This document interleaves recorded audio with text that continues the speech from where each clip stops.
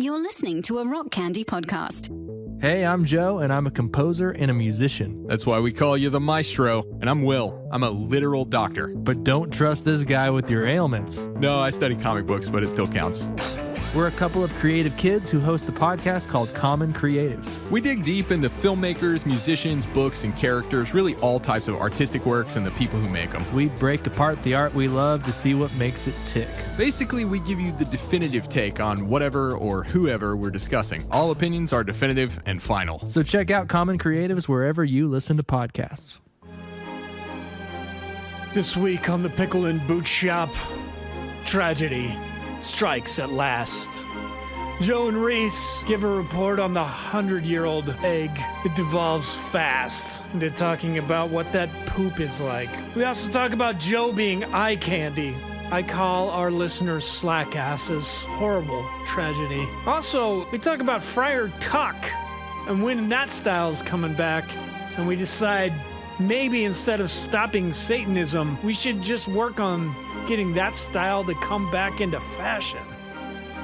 And then after the episode, we talk about G.I. Joe and underwear for like a half hour. This week's Pickle and Boot Shop. Joe and Reese, Pickle and Boot Shop. Get yourself a pickle. Get yourself a boot. Joe and Reese, Pickle and Boot Shop. Pickle time is happening. Pickle time. I go down to get some pickles. With your grandma and your kids. I go downtown. With your grandma and your kids. Boot time. Pickle and boot time. Don't be fickle, get your pickle cider, pop a nickel in your boots. Not a place of ill repute. Bring your grandma and your kids. Come for the pickles, stay for the squids. Pickle and boot shop. Stay for the squids. Yeah, pickle time. Put that pickle in your pants. Get some boots inside your hands. Put that pickle in your pants. Get some boots inside your hands. 1996, we start this. I think my sister was singing it. Say my name when no one is around you. Say, Peppy, I love you. You've been running games. Say my name. You get that fantastic, perfect pitch when I've had 3 Michelob Ultras. That's why you need to drink when you're singing. Yes. All true. Did you see recently, and when I say recently, probably in the last year, Vladimir Putin played in a hockey game? Did you see the What? footage of that? No. So Putin played in a hockey game, and basically everyone who plays in the game is told, like, let him win. So it looks like a movie. Like Vladimir Putin is out playing ice hockey with like the Russian ice hockey team. And as he skates at them, they're like falling down. He does some like very elementary deke, and like they bite on it and completely sell it and go overboard. And then he goes in and he shoots, and the goalie like dives out of the way, and Putin scores. And like Team Putin beat the Soviet Red Army like in hockey this year, like 11-2.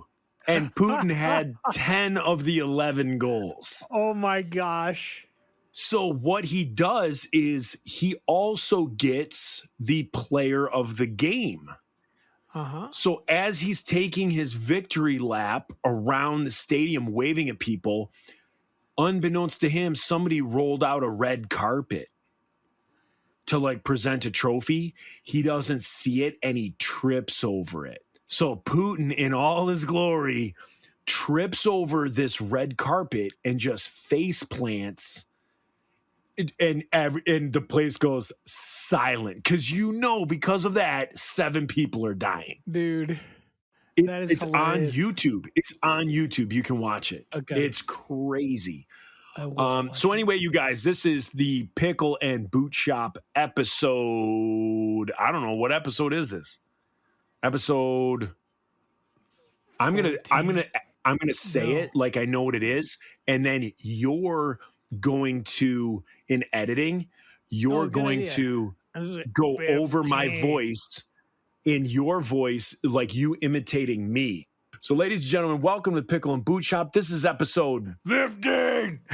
And we just want to welcome you back. We just got back from our trip up north. We did a couple of casts up there. Up north, NORF, little Michigander thing. How's your stomach after eating that egg? It's better than ever. So there were like health benefits to that egg. Yeah, I feel like Feel like your prostate is my phenomenal. prostate is phenomenal. It is no longer That- protesting. I don't know. Yeah. No, I don't feel terrible. For the day after I ate it, I kept burping and then I would go, but that passed. Now, everybody wants to know, like the Inquirer, Mhm. what about the poop?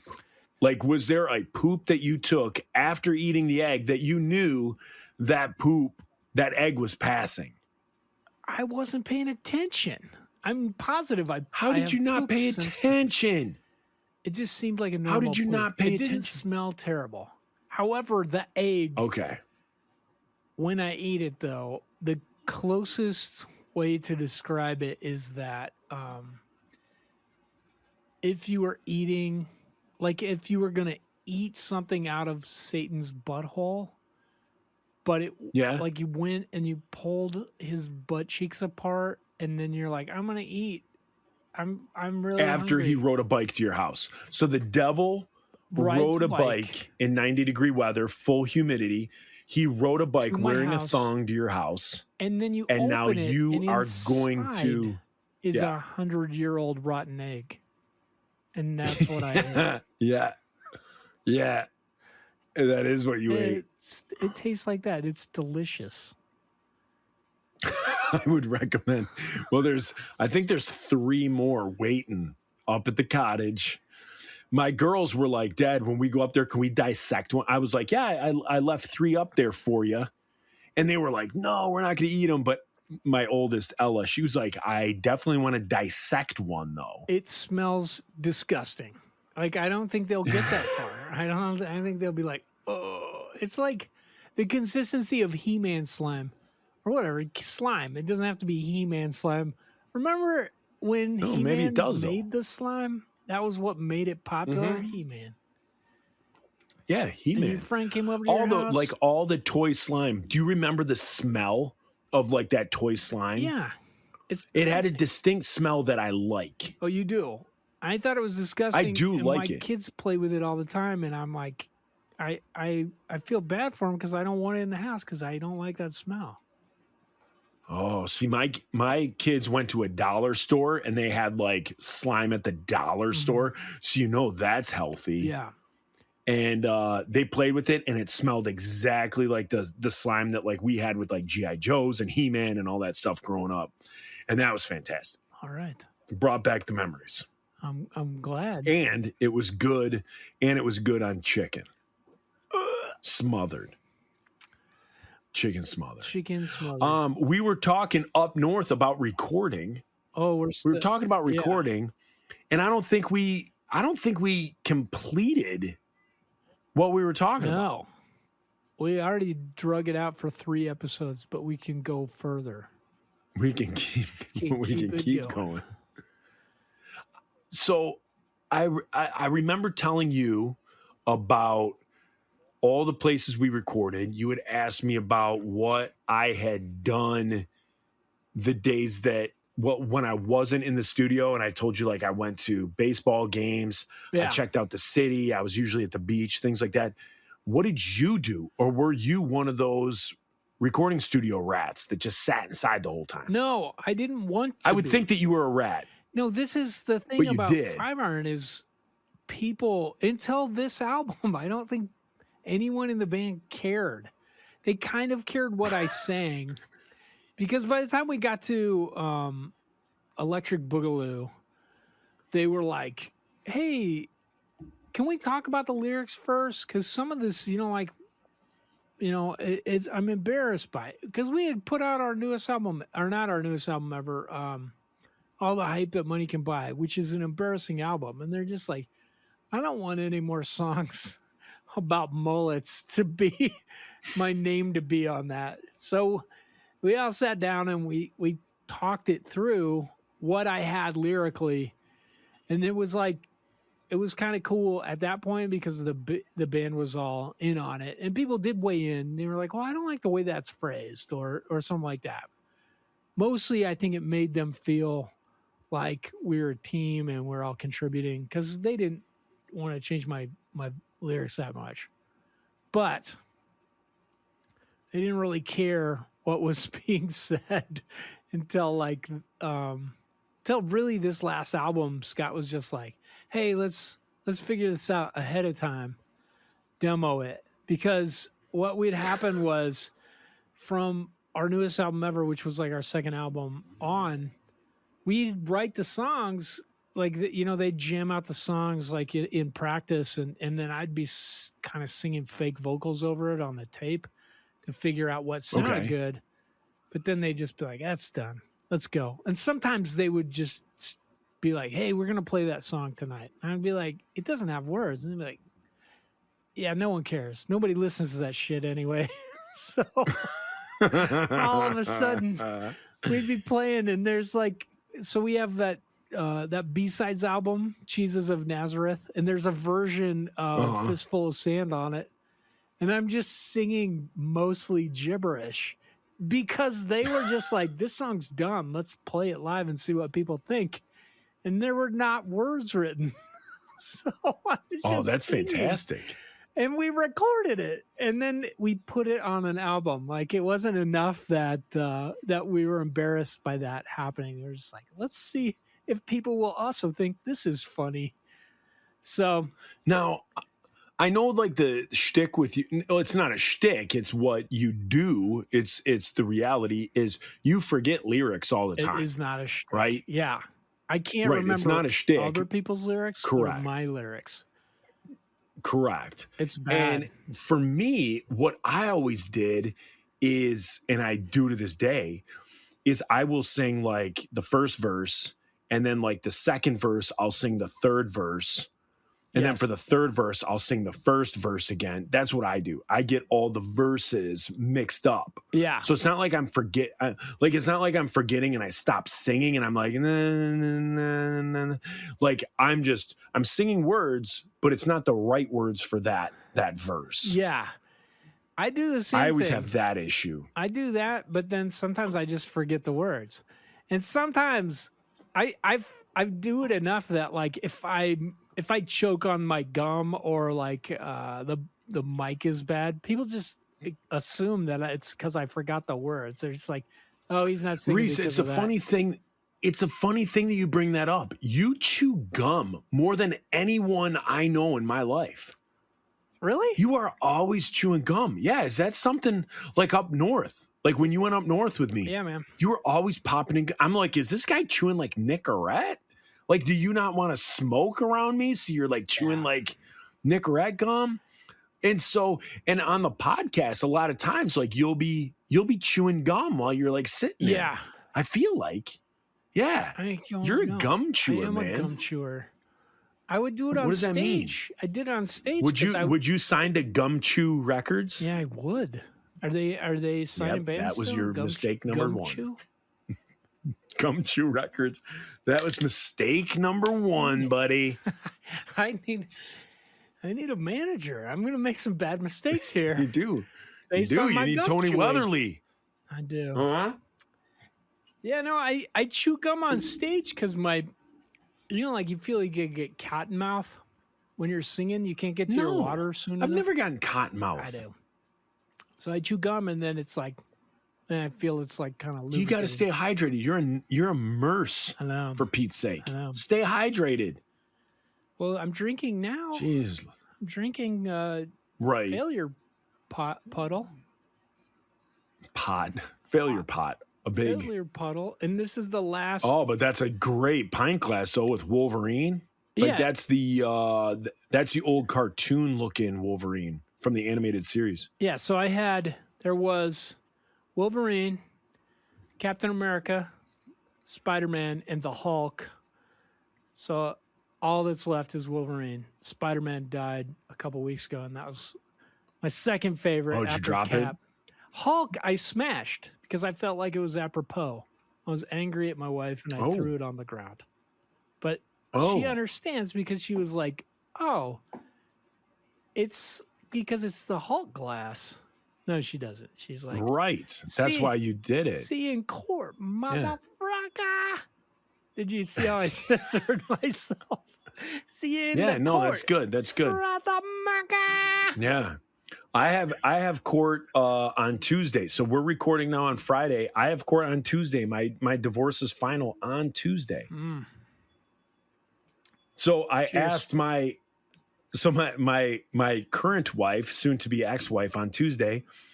I said, "Hey, after on Tuesday, do you want to celebrate and go out and grab a drink after?" She said, "Yeah." I thought that was awesome. Dude. I said it'll be like a wake, because it's not a party, it's not a celebration. Like my heart is broken, hers is broken. Is It her sucks. heart broken or is she But just let's make the yeah, let's get this over no. with. It is Okay. no. Her heart is broken too. If in all honesty, like she would rather try and work through this and stay married. But yeah.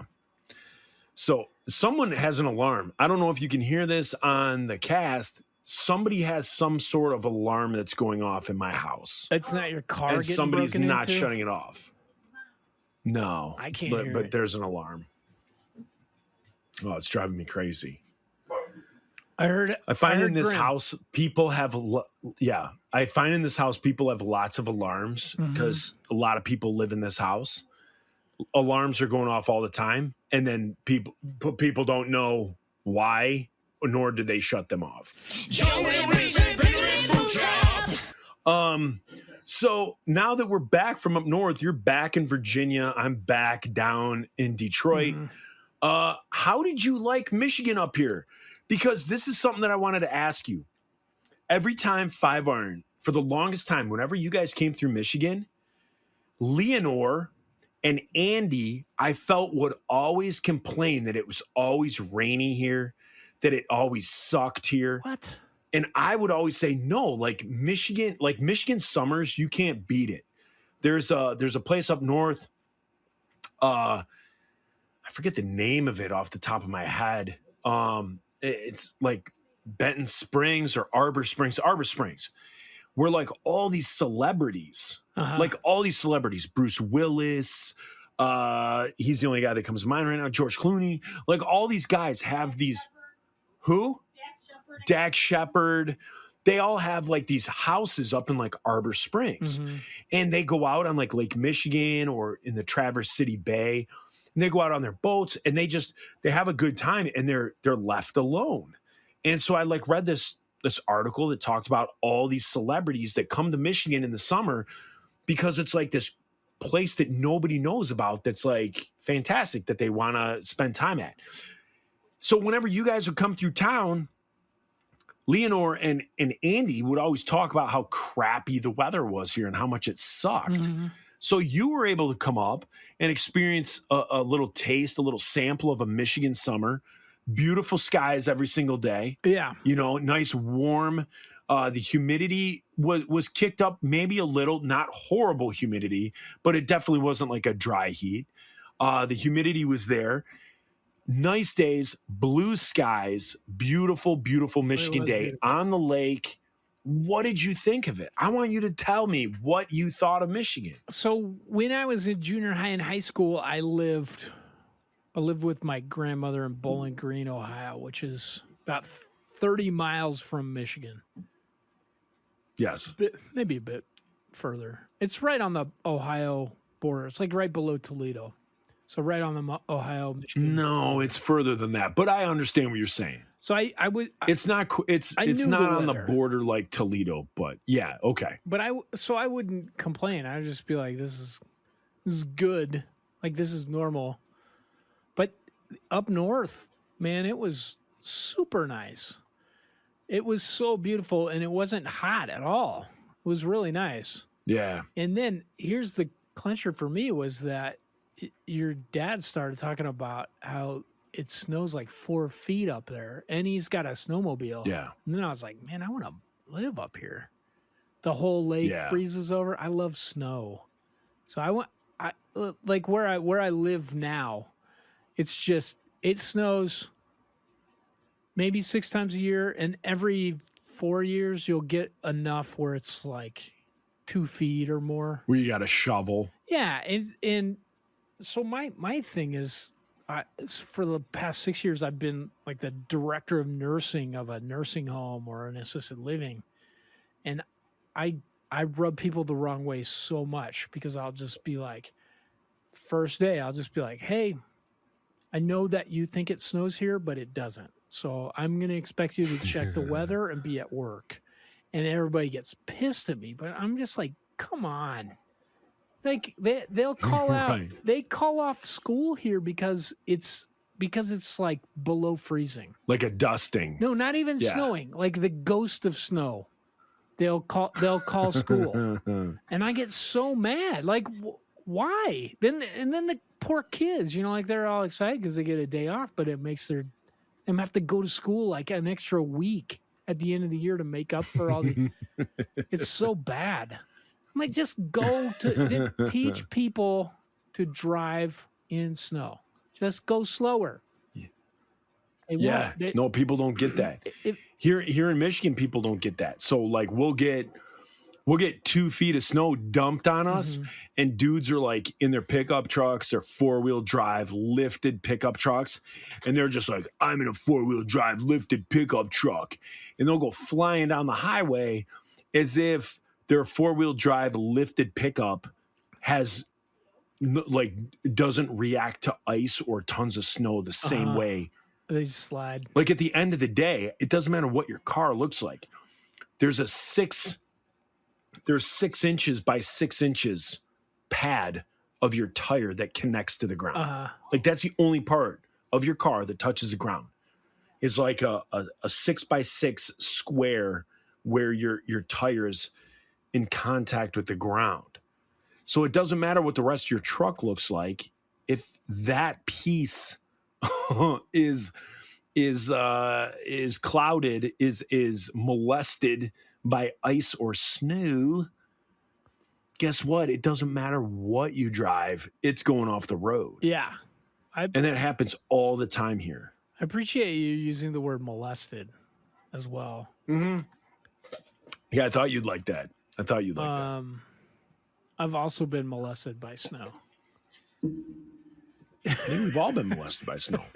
And if people out there have been molested by other things, not snow, I'm sorry. Your soccer coach, whatever. Your soccer coach, your Boy Scout leader, we apologize. And we hope at this point in your life, you have moved forward. You have not let them win. And you are not a victim your whole life. good. Rise above it. And we are here for you.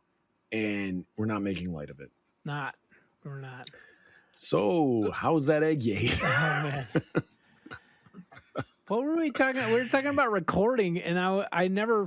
We were talking about recording, yeah. Well, so this is the thing about Five Iron, though, is they just wanted their parts done. And then they were like, whatever. I guess people listen to the lyrics and the words, Reese will fix it. So we'd get to the studio, and I might have 4 songs done out of 16 that we were recording. That's amazing to me because I think I told you on the last one, I had all my crap done. Yeah. It's because your band. It was like a cared high about school you project. being in the band. Like my band cared about me being in the band, but it was just like, well, that's not my thing. Like he'll fix it, and then they just be like, well, we're done. Let's go. So it'd be like, I'd be tracking last, and so we'd be in the studio a month or 2 months, and that whole time, I would be in some closet upstairs at Saki's with a microphone or a pad of paper and just trying to write out lyrics and trying to, I got a decent, like a small, who makes these? Focusrite? Like it was like a little 2-channel, an M-Box is what it was called. And it was like a little 2-channel interface, and I had my laptop, and so I would just sit and I would just kind of demo out stuff all day. Just be like, the chorus should sound like this, and then this, and then I'd go and show it to, Dennis or Scott or Saki, whoever was there that would care. And then they'd be like, yeah, I don't like it. Here's some ideas. Or we'd go back and we'd talk about it, but the whole time. And sometimes I'd start tracking, and then once like my voice got tired, Saki just send me back to the closet to work more on lyrics, and then I'd finally end up tracking those at the end. It could have been so much. Really? Yeah. What I don't This like, shocks me. it could have been so much better. And then the whole time while we're recording, everybody's just like, we got sourdough bread bowls, or we saw the seals. We went down here. We went surfing, or they were all just hanging out in San Francisco doing all the cool tourist things, and I never got to do it. Yeah. I'm maybe like 1 or 2 days I would get to be like, I'm gonna just quit writing lyrics and go try this. Never happened. write. I'll just sing what you write. But serious. Yeah, see, So we that's so bizarre to me. well, it was like you guys, you went out to California those times you recorded, or you went to Chicago. You're all there because it would cost too much to keep flying people back and forth. So everybody's there. Like if you're like, hey, we need you to clean up this drum, fill. Andy was still there the whole time. So I imagine they were just bored out of their minds. And it could have gone faster. Like we could have spent a month at home figuring out the album and then just gone in and been like, we're done in 2 weeks, but we didn't. So it was crazy. That's nuts to me. Cause like for us, we would knock through a song. I don't know how much you guys practice, but we took the Insiders as, that's our job, that's our living. Yeah. So when we weren't touring, so if we went on a tour and say we were home for a week, we would give ourselves like 2 days off, and then we were practicing. Every day we had to practice.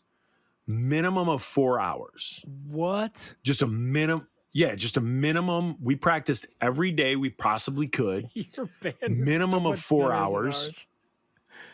Minimum of 4 hours, maximum of 8. Like we would put in a day's work, an 8-hour shift practicing. So we were always going over songs. We were always trying to fine tune songs. Mm-hmm. We were trying to find that next song. I was working on lyrics. And like I said, a lot of our songwriting process was I already had the lyrics. And then I would take them to the guys. They would make them. Or, they would put the song to it, the music to it, to my lyrics. And then if they came up with a bridge similar to the recent song that I just did with you, where I'm like, hey, this is what I have, record it, music, and then you're like, hey, what about this bridge? So then I was able to listen to your bridge and add lyrics to that like really quick. Yeah. So like that would happen with the Insiders. So I would kind of come with the lyrics. They would put the music to it. And then if they were like, we need something to break it up, how about this for a bridge? How about this for, an instrumental, like little interlude? They would do whatever. And then I would just adapt to that. But for all intents and purposes, when we recorded, we would do all of our songs. So let's say we had 12 songs. We would do all of our songs. We would sit in a room and just record them, everyone with the mic, right? And then we would turn those into either our record label or the producer. But the lyrics and stuff were already, I can't say never. I may have like fine-tuned something here or there. But I would say most of the time, and as far as I can remember, every song was done from Oh my beginning to gosh. end, other than maybe some percussion that needed to be added. But like lyrics, horn parts, everyone knew their stuff going in. I'm so jealous. So jealous. I mean, that's what the studio is for. Like you kind of work out the kinks and everything, and then you add more stuff. You know, if you have a good producer, Yeah. they're like, yeah, let's try this. But I mean, again, I think it was more. I think it was more along the lines of just, you know, we're all like the insiders. We were all blue collar kids. Not saying you guys weren't, you know, but like we were all blue collar kids, and we didn't want to waste our time in the studio. Like that really didn't sit right with a lot of us. That it's like, hey, we're wasting our time. So we wanted to have everything done. So if we got into the studio and we had a 12-song album, if we could knock it out in 3 days, we would knock it out in 3 days. We wouldn't say, hey, we have the studio for 3 weeks. Let's take that 3 weeks. If we booked the studio for 3 weeks, but we were done in 3 days, so be it. Then we don't need to be in the studio the rest of that time. So that's how we always like worked. Whereas I think it was just like that mindset, like I said, that kind of blue collar kid. I'm not going to waste my time here. I'm not going to pay for what we don't need. So You're there to work. let's not book the studio. Yeah, let's not book the studio unless we know we have an album. I think they were like, so what dictated for us when we were going in the studio was it was fall and we had to make an album every year. Like that was the 5 Minute Walk business plan. So Okay. we just, I mean, we Okay. pushed it to spring a couple times, but usually it was like once a year, you got to put out an album. And so we should have prepared better. Really, like in hindsight, we could have, like I said, we could have spent a month working out the songs and practicing them before we went in the studio and then just got it out of the way, like just done it. But I think for the rest of the band, it was like a vacation for them. You know, like you're hanging out in this place we've been at for 8 years. It's, you know, Concord, California, not the coolest town, but it's east of Berkeley. And I'm not lying. You could throw a rock anywhere in that town and just hit the best food you've ever had with almost any type. You'd be like, I wonder if I could find a good place to make sandwiches. And it was there. Or like I said, there's like an Afghan restaurant. There was just so many good places, good bars. There's this bar there called The Office. And they had karaoke. I don't know how many nights, but like the drinks were super cheap. So we do that. Or like in Saki's town where he lived in Benicia. I don't know how he swung this. We would go to the VFW. None of us were veterans. Like I remember going there with Brett Barker a lot because Brett lived at Saki's house. So Brett, the trumpet player from the W's, and then he was later in the Supertones or like filled in. And he fills in for Fiverr and a ton. But like we just go to this VFW and they had karaoke and drinks were $1. I don't think anybody was a member, and definitely none of us were veterans. But Well, were any of their parents or grandparents? Because that counts too. my grandparents, I don't Okay. know. There you go. Saki is Canadian. He's not even an American. Like, he has one parent. Like his dad is Chinese and his mom is Japanese, and he was born in London, Ontario. He has a green card. That's close to us. Okay, but like London, Ontario is close to us. this was his thing. He would take us down to the VFW. Yeah, it was pretty amazing. But I think the other guys in Wow. the band saw it as like a vacation. We were still drawing a per diem. We didn't pay that much for albums. You know, I don't think we paid more than $30,000 for any album with Saki. Yeah. And we stayed at his house. We would all like sleep on his floor. This is before he got married. So we just it was totally like Jonestown, just bodies everywhere. just laying around. And I think No offense if you had a family member killed in Charleston. but the last 2 years we did it, Keith and I were like just sick of not having our own space. And both of us had tents, and we're like, let's bring our tents and pitch them in Saki's yard. So there was like Yeah, a that sounds hot. square spot of dead grass. My tent, I ran an extension cord out to, and Saki had an extra queen size mattress. So I was sleeping on a regular mattress on my sleeping bag with this thing. And I remember that we got there in September and left at like in November, and it was starting to get like a little bit chilly. Like it was the nights it was down around, it was in the 40s, but I was still out in Oh, this that's tent. such good sleeping, though. It was good. That's great sleeping. Like me and you complain all the time. Like me and you think the exact same way about Cornerstone and tents. And 'Cause you it's wake hot, up at sun comes 4:35 up, in the clock. yeah. Yeah. Sun starts peeking up over the trees when it doesn't matter if you're a Cornerstone, anytime you're camping. As soon as that sun starts coming out, the temperature in the tent starts skyrocketing. And by 5:30, your face is covered in grease. Looks like you cooked bacon on your cheeks. You're just a greasy mess. It's the worst. It's awful. It's the worst. So when you get it to where it's nice and cool and you go to bed and in the middle of the night it's 40s, 50s, even 60s, and you're in that nice warm sleeping bag, oh, there is nothing better. In the fall here, before I moved in with my sister, there were times we have a big smoker, and so the smoker is in the backyard of my sister's house. So there are times where I did overnight smoke. So if you do pulled pork or you do brisket or you do something like that, that takes like 14, 16 hours to smoke. And I just thought it would be fun. So I would put up a tent in the backyard by the smoker, and I would set my alarm for every 40 minutes, get up, put more wood on the fire for the smoker. And it was awesome because, you know, at night it's like 55 degrees and I'm like, I have a hammock.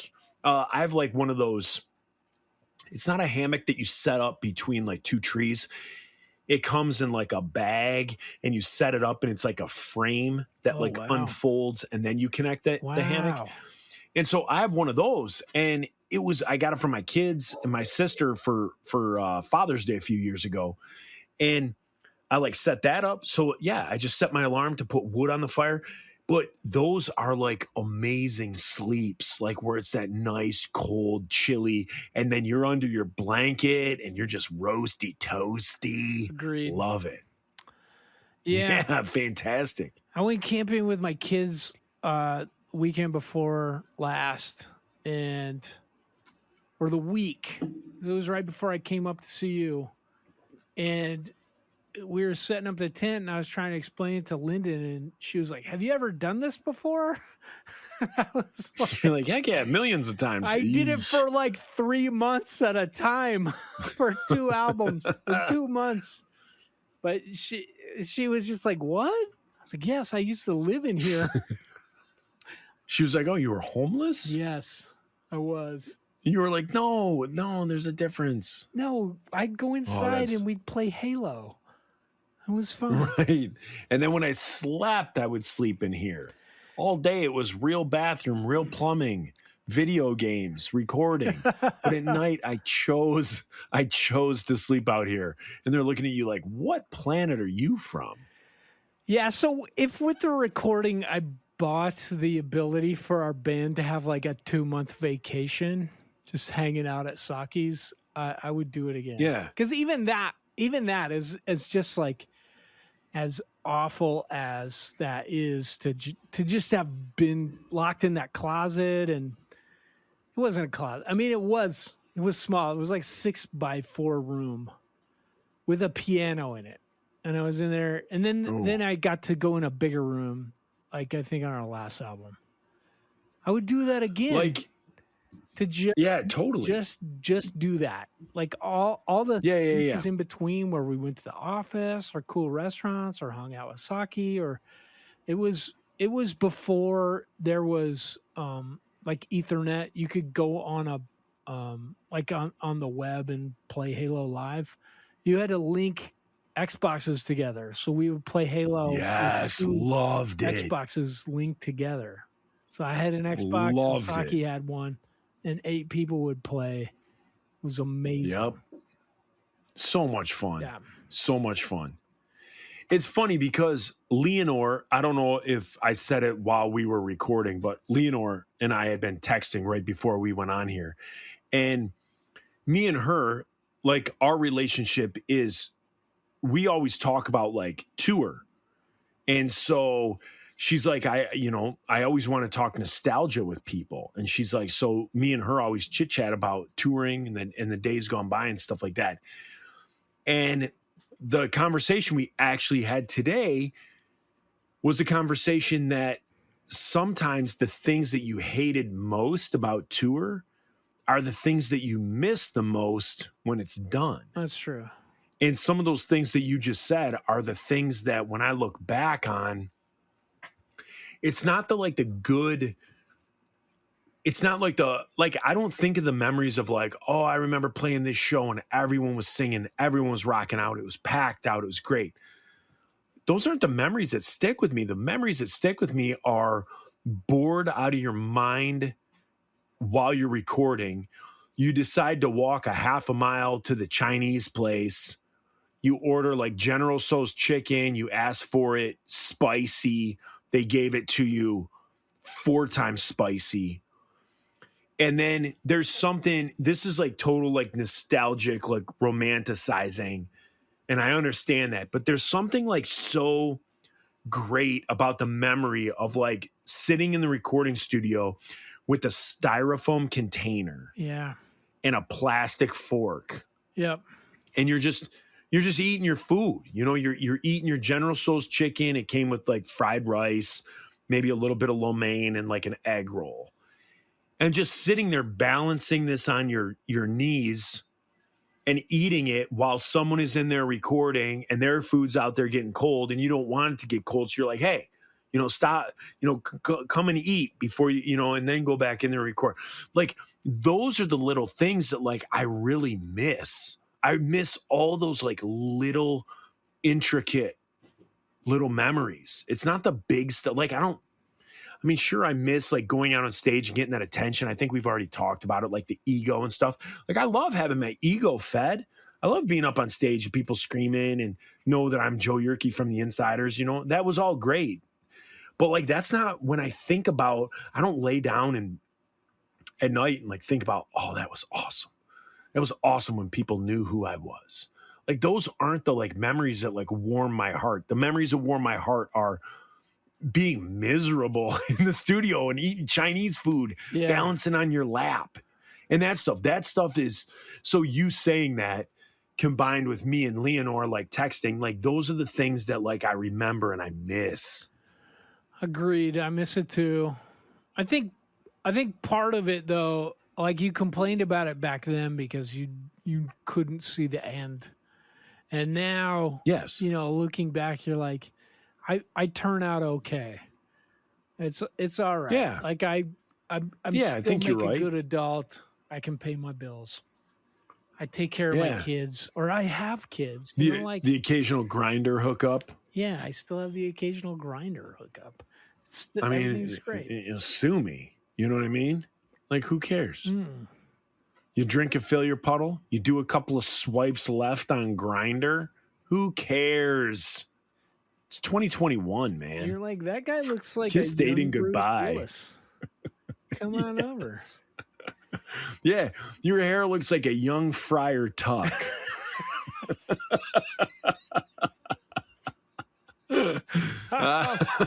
So, yeah. When is that style going to come back Damn into it. fashion? Seriously. When's like that friar, like that robe with the rope around the waist? The robe with the hood that never gets put up. The robe with the hood, the brown robe with the hood, with the rope belt. And the- when is that style going to come back into fashion? Shaving just a bald spot. Just a What? bald spot. You got the entire, like, around your head. It's like a bowl cut, like hair, like is it Harry or Lloyd from Dumb and Dumber? Jim Carrey's character, Lloyd. Lloyd. You got that Lloyd. You got Lloyd Christmas. His haircut like a bowl cut, but then you shave A bald a big spot. spot on top of your head. Yeah. When is that going to come back? When is it? When are millennials? When are like college kids going to be like, oh, goatees are out of style, beards are out of style, cargo shorts are out of style, Air Force Ones are out of style. I can't. You know what's in style? Shaving your head Friar to look like Tuck. Friar effing Tuck and wearing a burlap sack with a rope belt. We gotta push this. We gotta push this hard. We do got to push this. Let's do this. Dare I say we hold off destroying Satanism until 2023 and we make by 2022 the Friar style bet. Is that a good trade or should we do opposite? Guys, we need you to Should go we onto eliminate Facebook Satanism first? and tell us Should we eliminate what you vote for. Eliminate Yes. Satanism or bring back Friar Yes. Tuck. There you go. Let's just That's change it simple. Up. We'll call it Friar Chuck. That's why you're the brains. That's why you're the brains, and I'm the brawn. I'm just the eye candy for this. You're just really. eye candy of the pickle and boot shop. Like that is. I remember when I pitched this podcast to you, and I said, Reese, is this something that you want to do? Because understand, I'm just going to be the eye candy. Yeah. You're going to be the rudder that steers this ship. Yeah. I'm just simply a tulip. I'm just something for, I'm a mouth-watering steak for people to just gaze upon and wish that they could take a bite of. Just But you're the rudder. thanks, Joe. You know what I mean? Yeah. You're welcome. Thank you. So, yeah, so that's what I was thinking. So you guys let us know if you think we should stop Satanism by 2022, or if you think maybe bringing back the Friar Tuck look, a friar look by 2022 is something we should You be pressing. decide. And then, yeah, you decide, and then the other one can get pushed to 2023. It's not like Satan's going anywhere. He's still going to be It's there not like Satan's going anywhere. calling stupid And shit on you. Yeah. Making you drop all And your the people that pens are or Satanists, spill everything out of your here's the car. thing. Yeah. And here's the thing. The people that are Satanists, they need a little heads up to change some stuff in their lives. Oh, maybe. They might not be able to do that in less than a year. Mhm. Well, You think know? about that. If you, they have Like feelings. what's the one guy? Oh, we're not supposed to talk about that. It's his Oh. secret identity. He's paying us $5 a month. So, Satanists, people out there, there's other people on Rock Candy that podcast that talk about all sorts of other religions. Are they prepared for us to decimate what they have given their life to? Or should we go towards Friar Tuck? Friar Tuck. Friar Chuck. Yes. I think we should go for that. Friar Cluck. Friar Cluck. Like chickens. I think by 2022, chickens should be wearing burlap sacks and have their heads shaved. Yeah. All right, ladies and gentlemen, this brings us to the end of the freebie of this week. Episode, I don't know what episode this is, 15, 16, 17, 18. I don't know what this is. But it brings us to the end of it. You guys, if you want to be a patron, go to patreon.com, look up Pickle and Boot Shop if you want to become a $5 a month person, and you get what equates to be at least 4 hours of extra content and then all sorts of other things if you sign up for it. Hopefully you feel like that is worth your money. If not, it is okay. I speak from the heart because if it was me, I wouldn't be able to afford it either. I couldn't do it either. My budget, my everything goes to what it's going to, and I do not pay for any Patreons or anything like that. So with that being said, if you want to, do it. If not, don't worry about it. You'll get this free content every week, and we will not think less of you. But we ask you to leave a review, whether it's on Spotify, whether it's on iTunes, Apple Podcasts, whether it's on Amazon, like wherever you stream it. Just please leave a review for us. That is worth everything, rather than just a Patreon. Leave a review if you can't do that, if you don't want to do that, leave a review for us. And Reese, where can they find us social media wise? So you can find us on Twitter at capital P, capital B, Ootshop, capital P, capital B, Ootshop. And also at Pickle Boot Pod, which is our intern. And we have actually 2 other interns that I'd like to just throw some mad shouts out to. And that is our intern Dante, and who is actually Dante's not an intern. He's like the program manager. Our editor and producer. Program manager. He's not an intern anymore, is he? No, he's going to get all bent out of shape again. Sorry, Dante is our producer. And I would like also to do a shout out to Brandon Evil, our producer. Brandon Evil. Hashtag. Brandon Evil. You can email us at pickleandbootshop@gmail.com. You can sponsor our train wreck of a podcast on Patreon, like Joe said. And I would also like to thank the tireless work of this company that is trying to do a corporate takeover of us, Mohoko. I don't know if I'm saying it right. Mojo. Mojoco? Mojo. It's a Spanish company. So I don't know if it's Mohoko or Majoko. So they're offering a lot of money to become lots of cash. Only sponsor of and kind of control the direction of the Pickle and Boot Shop. Which to this point, we don't want to give up any control. We want to do this all on our own. We think we have a good idea, but they're kind of throwing money our way, saying, well, if you do this, if you do that. Yeah. So we're open to it. We're kind of like, we're open to it. We got mortgages. In my no square. And they're like, maybe. Yeah. Hey, don't touch me there. This is my no square. That's what we tell them. That could be a 5-iron song right there. Right there. It's done. That would keep me out of that closet for weeks if I just wrote that down. Just do an entire album of PSAs. Great idea. Pork chop sandwiches. You want to know what I pitched? To Floodgate Records, and Tim gave us the green light. He gave us the green light to do it, and we didn't do it. This is what I wanted to do. An entire album, insiders will call it Scott Up, of college fight songs. And it was going to be the insiders fight cancer. And all the proceeds, all the profit goes to like the American Cancer Society. Wow. But like doing ska versions of like, hail to the victors on the hail to, like the U of M fight song, Michigan State fight song, Notre Dame, Ohio State, Florida State, Duke, USC, and do like ska versions of the fight songs. Yeah. Why has nobody done this? I don't know. There's still time. I stumped you. Tim? That's what they call in the business. They call dead air. Tim Tabor, are you listening?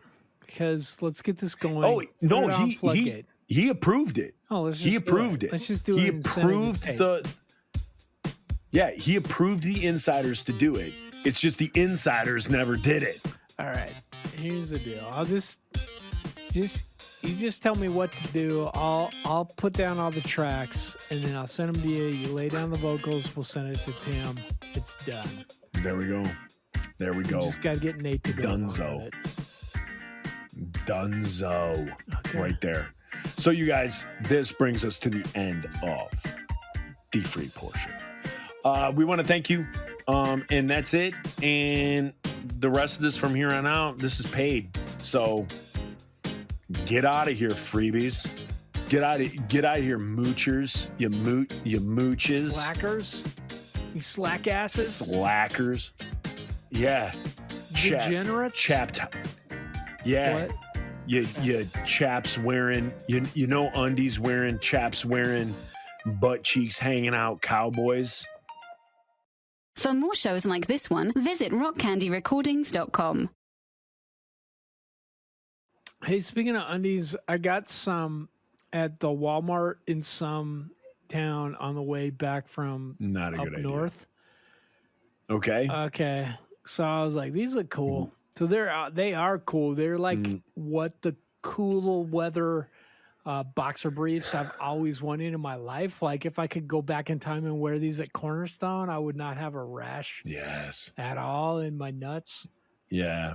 But they Yeah. don't have a flap.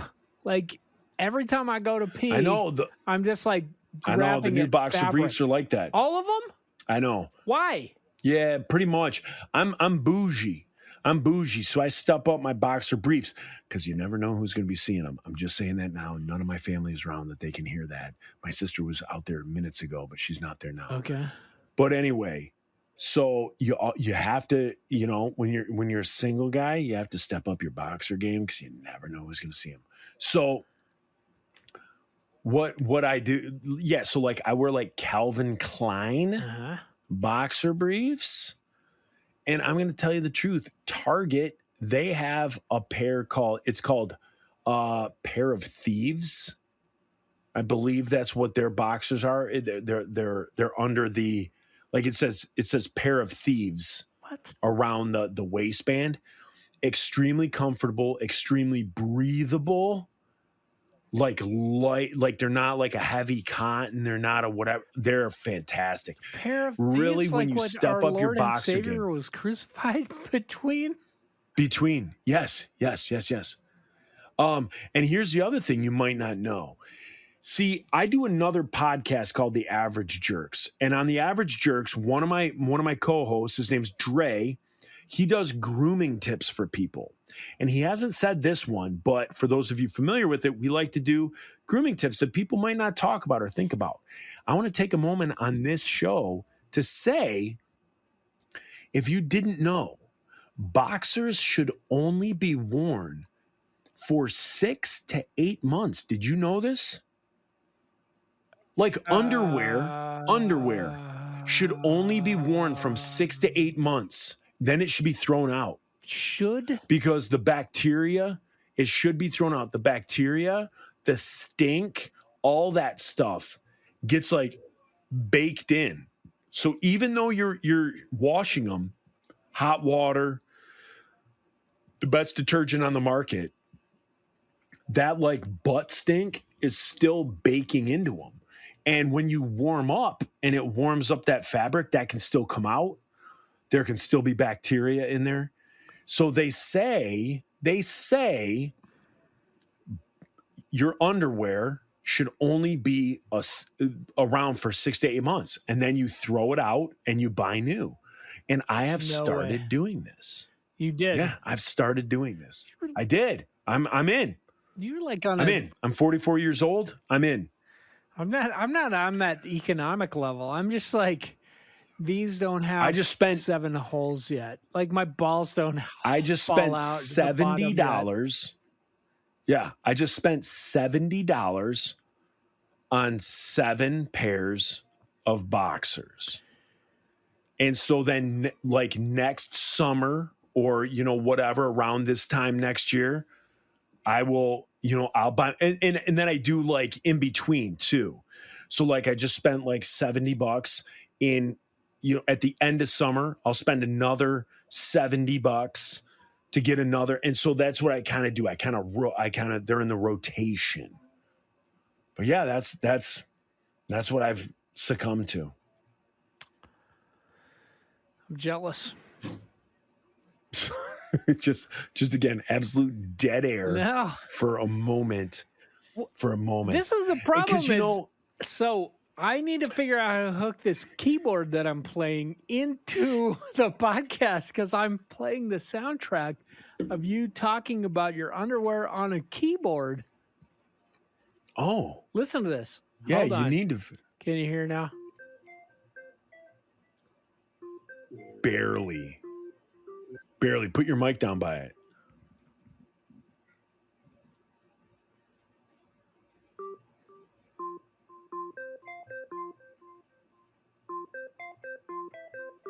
Yeah. Yeah, that's that underwear. That's that underwear expiring soundtrack. I like it. Yep. That's the problem. Is I keep playing shit on the keyboard, and you're like, "Why are you so quiet?" I gotta stop. Because you're like, because this is the soundtrack to expiring underwear. No, I love It's already it. been written. I love it. But yeah, that's what I've been up to. Because again, if people listened earlier, when we get our Pickle Finder app up and running, Wait, know how to again, make I'm an single. app? Is it like easy? Is there just like a website you go to and I it's like don't know. makeanapp.com? I think we should absolutely start a dating app called Pickle Finder. And if there's 10 people on the app, 2 of them being us, so be it. I would love it to be the only dude, one of 2 dudes on on a dating app. Like people could sign up, they could either date you or me. Like that's it. That's your choices. That would be terrible. I can't. That would be awesome. Oh man. That would be awesome. So we're making. But hey, as of an Tuesday, today's Friday. So Saturday, Sunday, Monday, Tuesday. So 4 days from now, I'm single. app. So we need to set something up where, we need to have another level of the Patreon where it's like, hey, if you contribute $50 a month, if you do 100, Joe will go out on a date with you. And you can see his boxers that are fresh. They're what? Just saying. Flush or What? flesh? Well, could be. Are fresh. Oh, fresh. How come they don't make Fresh flesh-colored because I change boxers? them. Because I don't think that would be good. I don't think dudes would buy it. They're just like, is it black? I or know, gray totally not. Or blue. Yeah, no. I all my boxers are black. Done. Boom. Done. So in People the don't want to see colored boxers. Like, I don't know what that's all about. No one wants to see red. No one wants to see striped. is navy My mom just walked by and gave me the stink eye. is navy blue okay? My mom just walked by, gave me the. Yeah. My mom's sitting here making hilarious faces that I haven't seen in years. she's phenomenal. right. Phenomenal. You need that. Yeah, she is. Yeah. But yeah, nobody wears like striped boxers, red boxers, blue, like royal blue. Just go black. Just go black boxers, done.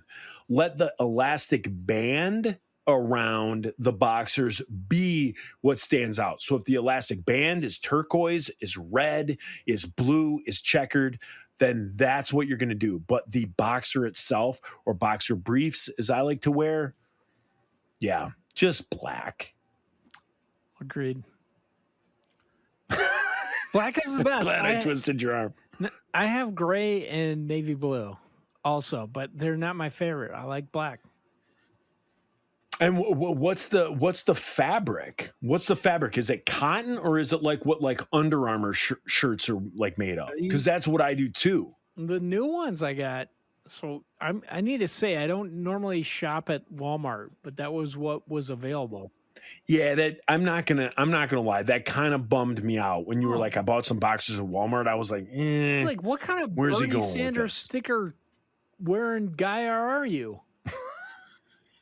Well, the kind that sometimes I shops at know. Walmart. Yeah, I mean, here's the deal. I used to shop at Walmart. It was just easy. It was cheap clothes. And then my friends started making fun of me. Like my wardrobe became Walmart heavy. And so I got made fun of. Like I got made fun of all the time for my crap. So going single, every paycheck, I kind of step it up. I buy a pair of shorts here. I buy some shirts there. I buy some boxers here, some shoes there. Kind of stepped up my wardrobe. Like those that were making fun of me are now kind of like, wow, you've really stepped it up. I'm like, thanks, buddy. Yeah, I've had to. Okay. I Again, big long pause. I don't Oh, I do have to say this though. Yeah. I sharded. Today is Friday. On Wednesday, I sharded on the way to work, ruined not only my boxers, but my shorts. I walked in by myself. Nobody at work saw me. I got out of my car. I ripped a fart. I sharded. As I was walking into work, I'm like, that doesn't feel right. Wow. When I got into work, I dropped trow all over my boxers, through to my shorts. Like my shorts, if you were looking at my butt while I was wearing my shorts, you would have saw that I sharded. So I had to change immediately. I had extra clothes. I had like my roofing uniform that I put on. And those shorts, they just went in my backpack. Came home, had to stain stick them, Oh, you didn't wash throw them them. in the trash. I didn't because I like them, so I tried to save them. I haven't looked at them; they got washed. I got to make sure that they're not, Or you just go ruined. commando? No, because at work I have I have like workout clothes. Smart. So I have like extra clothes That's smart. to work out with. And a lot of times at work, I'll work out, and then after I'll like go out with friends, like to grab drinks or whatever. So I always have like extra like boxers and stuff like that. Have you seen the trailer for the new Snake Eyes movie? No, I want to believe in it, but I've been burned twice. I I haven't heard anything about it. Did you read those G.I. Joe comics ever? Yeah. That was my favorite. Like I religiously collected them. That's what got me into comics. I was like, I like G.I. Joe, and then started getting the comics. And I think I have 1 through 50. Oh, one is tons of money. The first appearance of Storm Shadow, tons of money. I have 2 of those. I've got the first appearance of Storm Shadow. It's the it's that silent interlude one. And it's been read. Yeah, the silent issue. Yeah. It's been read a lot by 12-year-old me. Just like, this is so fucking awesome. Yeah. I didn't say fucking then. And Maybe then I the one I want as well is the first appearance of Zartan. Yeah. Like I love the Dreadnoughts. I love that you know about this, man. Yeah. Dreadnoughts or Dreadnoughts? Dreadnoughts. I A think, hard X. Yeah, I think you're Dreadnoughts. right. Yeah. Yeah. Oh, dude, I loved it. I love the movie. G.I. Joe the movie. The new, We're- the live action thing? No, The newer no, ones? No, the no. old one, the cartoon. The cartoon. Yes. Where they introduce Serpentor and Duke gets killed. Yeah. No, Yeah. Flint gets no, Duke or Flint? Duke gets killed and then I Flint think Duke takes gets over as leader. Yeah. Yeah. Well, he outranked him anyway. Duke, Yeah. I think, was a first sergeant, and Flint was a warrant officer. Something like that. Yeah. Yeah, man. I love G.I. Joe as well. I didn't really read the comics till like later. Okay. Um, The comics were yeah. so good. Larry Hama, the guy that wrote it, Okay. it's just so smart. Like, I what I loved about it, and this kind of affected me liking superhero stuff later, was it was based in reality. Like it was kind of like thinkable that the government would have like a secret like special ops unit that fought this crazy terrorist cell, you Right. know, and then they had like the October Guard, like they worked with the Russian version of it, and Yeah. it was so cool. It just like, No, it was. and it was, like they were all Vietnam people, it was the 80s, so they had all come out of Nam, and like Snake Eyes and Stalker and who else was it? Storm Shadow? Yeah, they were all in the same like long range patrol unit. Yeah, And yeah. then Snake Eyes gets his face burned off. He went to train with Storm Shadow with the Arakashagi clan, and then got his face burned off. That I don't know anything about. Oh, man. When you start getting into that, that's where It you got lose me. so good. Like, so his family gets killed. He comes home from Vietnam. His family gets killed to pick him on the way, picking him up from the airport. They got hit by a drunk driver. Oh So my gosh. all his only people he knows are from Vietnam. So Storm Shadow's his buddy. He's like, you can come live with me in Japan. I'm going back to my ancestral home. Goes back, trains to be a ninja. And then Zartan kills the Grand Master, like steals one of Storm Shadow's arrows and kills the Grand Master to frame Storm Shadow. And Storm Shadow infiltrates Cobra so that he can find out who killed his uncle, and then Really? or it says, yeah. And then Snake This Eyes is like an finds out. audiobook. We're keeping it's this so in the good. podcast. We're keeping this in the Yeah. podcast. Ladies and gentlemen, this is somewhere in the paid portion of the podcast. Yeah. And if he didn't just sell you on G.I. Joe and at least getting an assembly of all their comics, the first 1 through Yeah. 50, I got to go back and read it. It started to get corny at about 50. Like they started having Dr. Mindbender. I mean, there was always corny elements, but then they added in, like it was a vehicle to sell toys. So they just ran out of stuff. So they're like, well, Yeah. Sergeant Slaughter, No. how about William the Refrigerator Perry? Exactly. And then you're just like, this is not Exactly. believable anymore. I lost interest when what I had already talked about with Serpentor. Yeah. It was- When they started, they had to find all the different pieces of like Alexander the Great and this and this. They put it Genghis together like, Khan and yeah, Storm that's Shadow gets in there. His DNA is in Serpentor. Oh, seriously? So like Yeah.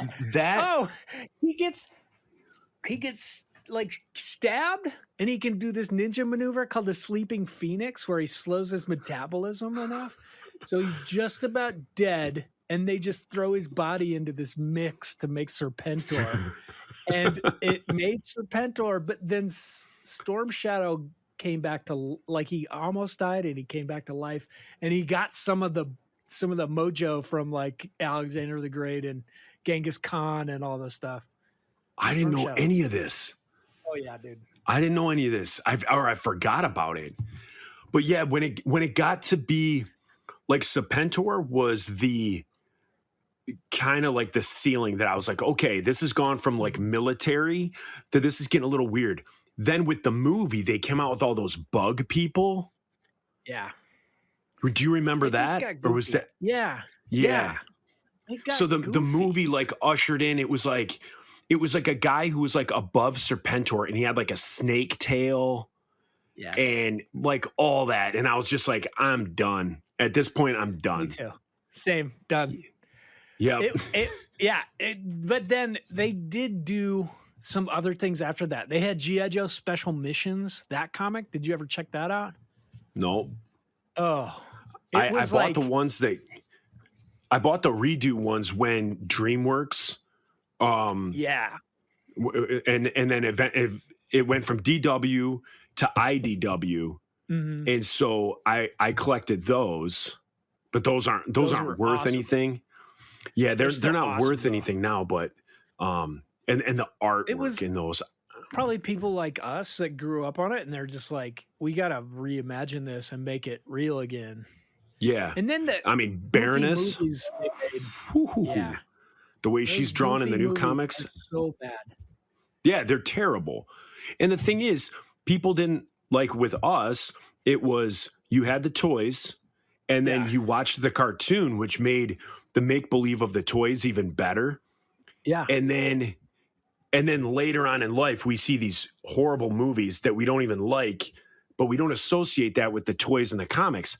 Whereas like everybody else, if you didn't read the comics or you didn't do the toys and all you know of G.I. Joe are those dumb movies, like that's Yeah. embarrassing. they had glimmers where you're like, this could be okay, and then you're like, that's not Breaker. What are you doing? And then it just Right. kept getting worse and worse. And Right. You're like, the wait, that's second one- Magic Mike. That's Magic Yeah. Mike. What's he doing playing Magic- Duke? Then, at least show me your thing, dude. But he didn't. Yeah.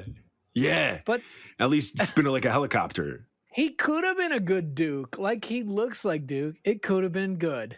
The second one, But it wasn't. You know the previews when it's showing Rise of Cobra. that cliff fight with Snake Eyes and the ninjas, and it's playing Seven Nation Army. I was losing my mind. I was like, "This is it.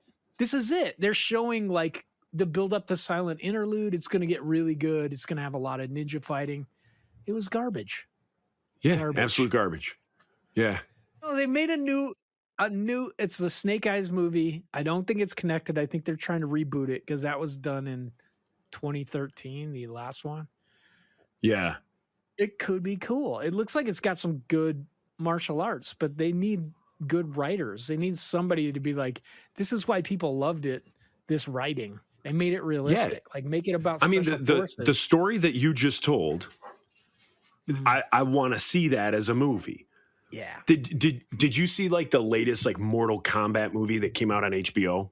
I heard it was garbage. I didn't mind it. I didn't Okay. mind it. But like if it was almost shot like that, just like I don't know, just like total action. Uh-huh. But yeah, obviously like, you know, write it better. But yeah, the story you just told, I want to see that. I want to see that on a film. I don't know what all Right. this Rise of Cobra and all this stuff that they came out with. Like what is that?